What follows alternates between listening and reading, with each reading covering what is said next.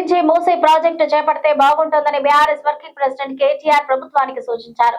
రాష్ట్ర ప్రభుత్వంలో పనిచేసే వాళ్ళు ఉన్నత పదవుల్లో ఉన్న అధికారులు సైతం ఈ ప్రాజెక్టును వ్యతిరేకిస్తున్నారన్నారు.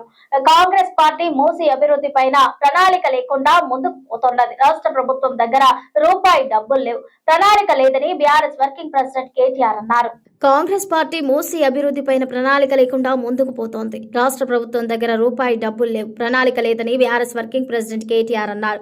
కేవలం ఏషియన్ డెవలప్మెంట్ బ్యాంక్ వాళ్ళు పైసలు ఇస్తారని ఇప్పటి వరకు ఇవ్వలేదు. వాళ్ళకు అవసరమైన డీటెయిల్డ్ ప్లానింగ్ రిపోర్ట్ కాంగ్రెస్ ప్రభుత్వం దగ్గర లేదు. అందుకే మూసీ ప్రాజెక్టుకు సంబంధించిన మా పార్టీ లైన్ అభిప్రాయాన్ని మొన్న గండిపేటలో జరిగిన పబ్లిక్ పాయింట్ పీపీటీ ప్రజెంటేషన్లోనే సమగ్రంగా చెప్పాం. మళ్ళీ కావాలంటే మా పార్టీ తరఫున ఆ రోజు ప్రజలకు ఇచ్చిన ప్రజెంటేషన్ తిరిగి మరొకసారి మంత్రులకు కూడా ఇస్తాం.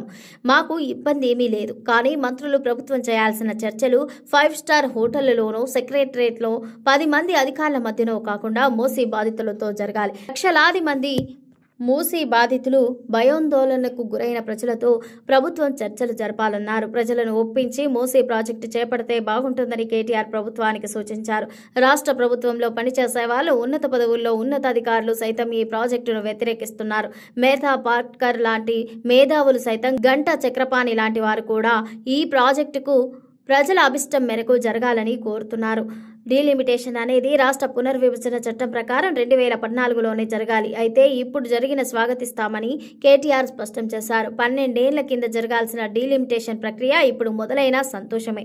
అయితే జనాభా ప్రతిపాదికన గనుక ఈ డీలిమిటేషన్ జరిగితే దక్షిణ భారతదేశానికి తీవ్రమైన నష్టం జరుగుతోంది. కాబట్టి మేము ఆ రోజైనా ఈ రోజైనా చెప్పేది ఒక్కటే, పాపులేషన్ ప్రతిపాదికన కాకుండా గతంలో 1971 జనాభా లెక్కల ప్రకారం ఏ విధంగా చేశారో అదే విధంగా ప్రస్తుతం ఉన్న నిష్పత్తిలోనే డీలిమిటేషన్ చేస్తే బాగుంటుందని తెలిపారు. దక్షిణ భారతదేశంలో అంతా కలిసి దేశంలోని 24% రిప్రజెంటేషన్ పార్లమెంట్లో ఉంది. దానికి నష్టం రాకుండా కొనసాగించాలని కోరుతున్నాం. దీంతో పాటు ఆంధ్రప్రదేశ్, తెలంగాణలో